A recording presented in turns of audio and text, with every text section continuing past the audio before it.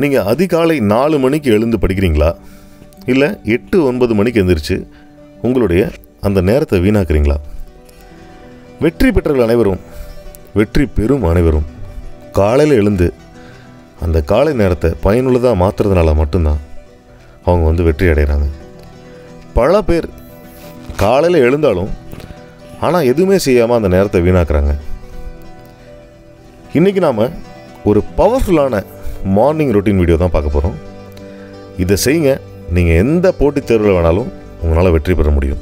Step 1, நமக்கு சரியான reason வேணும். நான் ஏன் காலையில் 4 மணிக்கு எந்திரிக்கணும் அப்படிங்கிறதுக்கான ரீசன் நீங்கள் உங்களோட மைண்டுக்கிட்டையும் மனசுக்கிட்டையும் சொல்லணும். அப்போ தான் நம்ம ஸ்னூஸ் பட்டன் அழுத்தாமல் 4 மணிக்கு எந்திரிச்சு நம்மளுடைய ஒர்க்கை பார்க்க ஸ்டார்ட் பண்ணுவோம். நம்மளுடைய கோலை நோக்கி நம்ம மூவ் பண்ண ஆரம்பிப்போம். உங்கள் ட்ரீம் எவ்வளோ பெருசாக வேணா இருக்கலாம். நீங்கள் ஒரு இன்ஜினியர் ஆகணும்னு நினைக்கலாம், ஒரு டாக்டர் ஆகணும்னு நினைக்கலாம், நீங்கள் ஒரு IAS ஆகணும்னு நினைக்கலாம். பட் நீங்கள் அதை உங்கள் மைண்டுக்கும் உங்கள் மனசுக்கும் சொல்லணும். நான் 4 மணிக்கு எந்திரிச்சு அதுக்காக நான் உழைக்கணும் அப்படிங்கிறத ஸ்ட்ராங்காக பதிவு பண்ணணும். Step 2, 4:30 to 5 AM. இந்த டைம் ரொம்ப ரொம்ப முக்கியமான டைம். நம்ம அலாரம் வச்சு எந்திரிச்சிருவோம், ஆனால் நம்ம என்ன பண்ணுறதுன்னு தெரியாமல் மொபைலை நோண்டிட்டு நம்ம டைமை வேஸ்ட் பண்ணுவோம். ஸோ இந்த டைமை நம்ம அப்படி வேஸ்ட் பண்ணாமல் ஃப்ரெஷ்ஷாக எந்திரிச்சு அந்த ஃபஸ்ட்டு 10 மினிட்ஸை மெடிடேஷனில் கம்ப்ளீட் பண்ணணும். அதாவது நம்மளுடைய ரொட்டீன்லாம் முடிச்சுட்டு மெடிடேஷன் பண்ணணும் 10 மினிட்ஸ். அப்போ தான் உங்களுடைய ஃபோக்கஸ் இன்க்ரீஸ் ஆகும். ஸோ நம்ம படிக்கிறதெல்லாம் மனசில் நிற்கும். அதுக்கப்புறம் மீதி இருக்கிற டைமில் உங்களுடைய இன்றைக்கி நாளுக்கு நம்ம என்னென்னலாம் முடிக்கணும், டு டூ லிஸ்ட்டை ரெடி பண்ணணும். இந்த டே ஃபுல்லாக நம்ம என்னென்னலாம் செய்ய போகிறோம் அப்படிங்கிற லிஸ்ட்டை ரெடி பண்ணதுக்கப்புறம் நம்மளுடைய அடுத்த ஸ்டெப்புக்கு போகலாம். அடுத்த ஸ்டெப் தான் ஹார்ட் கோர் ஸ்டடி செஷன் சொல்கிறாங்க. 7 மணி வரைக்கும், அதாவது 5:30 to 7 வரைக்கும் நம்மளோட கோல்டன் ஹவர்ஸ். உங்கள் மூளை ரொம்ப ஆக்டிவாக இருக்கும். உங்களுக்கு கஷ்டம்னு நினைக்கிற எல்லா சப்ஜெக்டையும், அதிகமாக மனசில் எடுத்துன்னு நினைக்கிற எல்லா பாயிண்ட்ஸையும் இந்த டைமில் நீங்கள் படிச்சிங்கன்னா கண்டிப்பாக நம்ம மனசில் எடுத்த முடியும்.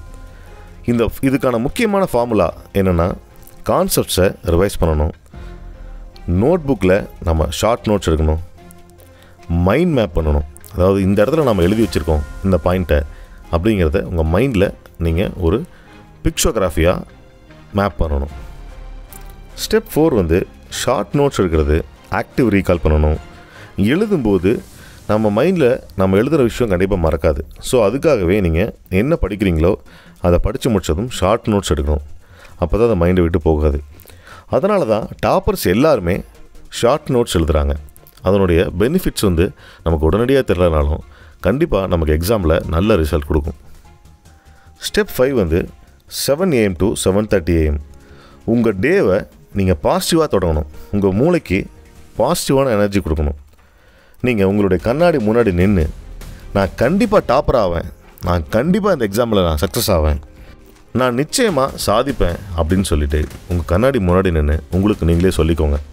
கண்டிப்பாக உங்கள் மூளைக்கு அது பாசிட்டிவ் எனர்ஜி கொடுக்கும்.